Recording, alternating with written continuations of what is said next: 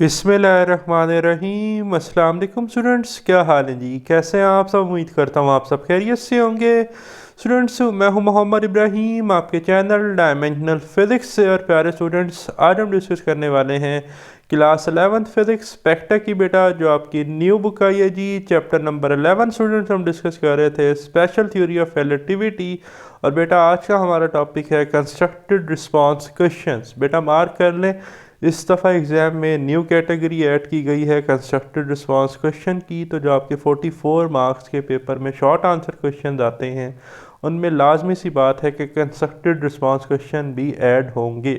तो लेक्चर को तवज्जो से सुनना है, समझना है। फर्स्ट क्वेश्चन आपके सामने डिस्प्ले पर है 11.1। स्टेटमेंट है G, speed of sound is affected by relative motion between the observer and the source.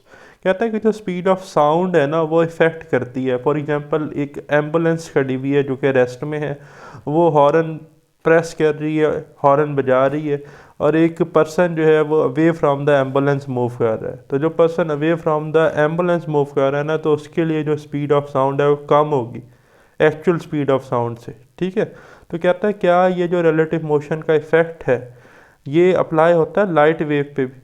ठीक है, कि जो लाइट की स्पीड है वो भी कम या ज़्यादा हो जाए। तो भाई, हमने by special theory of relativity Albert Einstein की सेकंड पास्टुलेट में पढ़ा है principle of constituency of light, कि लाइट की स्पीड कांस्टेंट है 3 मल्टीप्लाइड 10⁸ मीटर पर सेकंड। तमाम ऑब्जर्वर्स के लिए, तमाम फ्रेम ऑफ रेफरेंस के लिए उसे कोई फ़र्क नहीं पड़ता।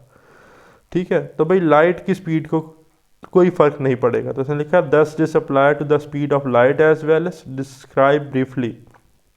No, the speed of light does not change due to the relative motion between source and the observer. Reason क्या है? According to the Einstein special theory of relativity, the speed of light in free space has the same value for all observers regardless of the motion of the source or the observer और frame of reference। ठीक है। और इसे हम कहते हैं principle of constituency of light. एक गाड़ी मूव कर रही है बेटा, ठीक है। जब गाड़ी मूव कर रही है तो उसके अंदर जो पैसेंजर बैठा हुआ है, ठीक है, या जो ड्राइवर बैठा हुआ है, उसके लिए जो स्पीड ऑफ लाइट है, और जो बंदा उस गाड़ी को बाहर से खड़ा देख रहा है, उस तक जो स्पीड ऑफ लाइट पहुंच रही है गाड़ी की बीम लाइट की, दोनों ऑब्जर्वर के लिए स्पीड जो है वो 3 मल्टीप्लाई बाय 10⁸ मीटर पर सेकंड होगी, जो कि कांस्टेंट वैल्यू है, सेम है। ठीक है। नेक्स्ट बेटा क्वेश्चन है 11.2। Is it ever possible to see a star moving away from us. ठीक है। कहता है कि क्या ऐसा पॉसिबल है कि हम किसी सितारे को देखें जो हमसे दूर जा रहा हो at a uniform velocity equal to the velocity of light, और यूनिफॉर्म स्पीड से मूव करे, और स्टार की जो लाइट है, मतलब जो स्टार की रफ्तार है, वो वेलोसिटी ऑफ लाइट के क्या हो, स्पीड ऑफ लाइट के बराबर हो। तो no, it is not possible to see a star moving away from us at speed of light. तो भाई, ऐसा नहीं है, हम नहीं देख सकते कि कोई सितारा जो है वो स्पीड ऑफ लाइट से, पहली बात तो ये कि मूव करे। ठीक है, क्योंकि स्पीड ऑफ लाइट एक अल्टीमेट स्पीड है, स्पीड लिमिट है। अगर स्पीड ऑफ लाइट से कोई चीज़ मूव करती है, तो मैं आपको एक्सरसाइज शॉर्ट आंसर क्वेश्चन में बता चुका हूँ कि हमने जब किसी भी ऑब्जेक्ट को, मटेरियल ऑब्जेक्ट को मूव करवाया स्पीड ऑफ लाइट से, तो वो इन्फिनाइट मैस बन गया। और इन्फिनाइट मैस के लिए इन्फिनाइट फोर्स चाहिए, एक्सेलरेट करवाने के लिए भी और रोकने के लिए भी। तो वो तो नहीं है इन्फिनाइट फोर्स हमारे पास। ठीक है। तो अब आप रीज़न देखें। According to special theory of relativity, no material object including star can move at speed of light because it would required infinite energy और इन्फिनाइट फोर्स, जो कि हमारे पास नहीं है। If star were moving away at the speed of light, अगर सितारा move भी करे for example speed of light से, it light could never reach us. ठीक है, उसकी जो लाइट है वो हम तक पहुंचेगी ही नहीं, and we would not be able to see it at all, तो हम उसे देख ही नहीं सकेंगे। सही। फिर बेटा, आपके पास क्वेश्चन है 11.3।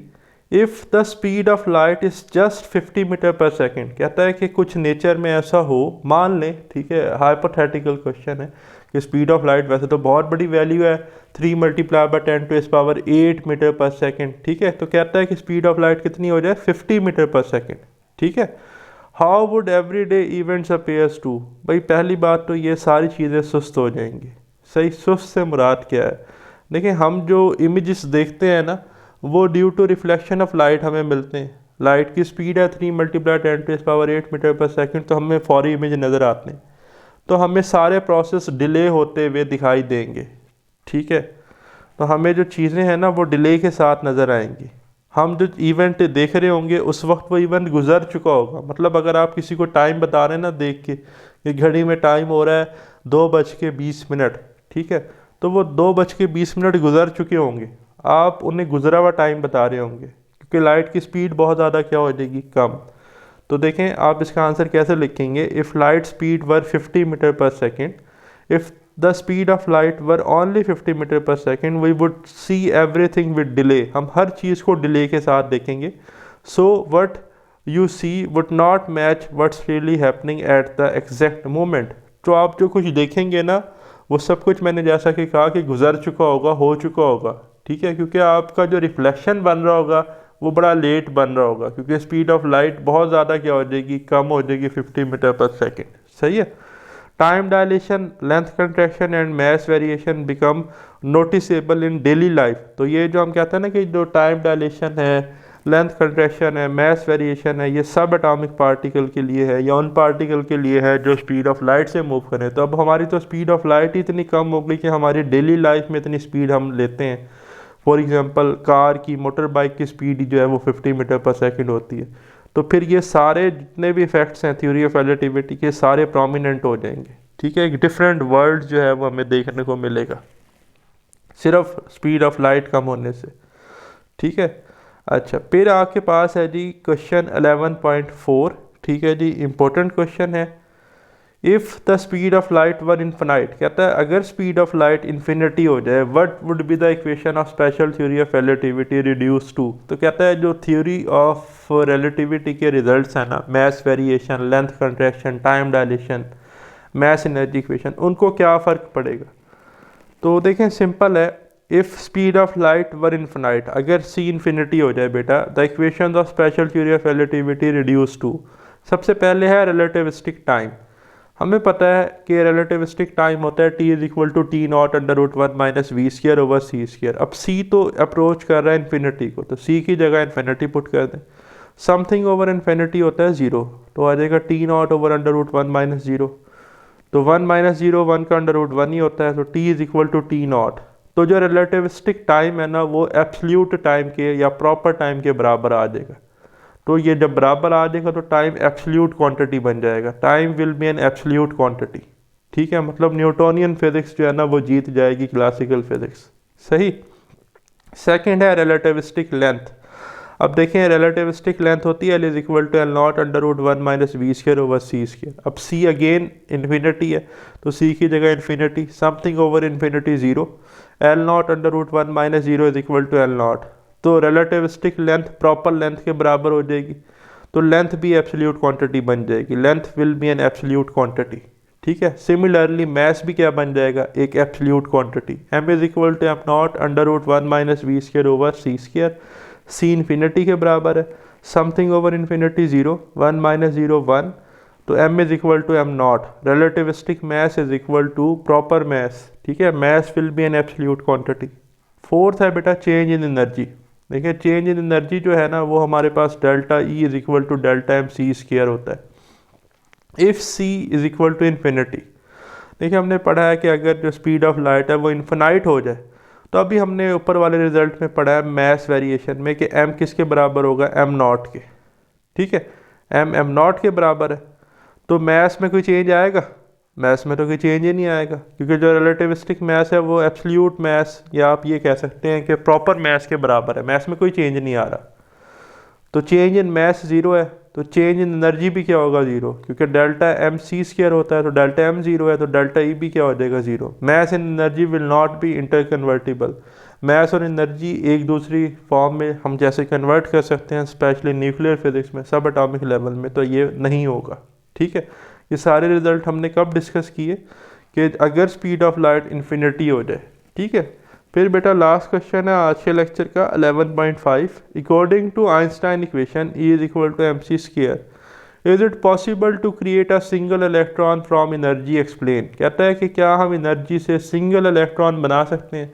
भाई नहीं बना सकते। रीज़न ये है कि ये ना against a law of conservation of charge के।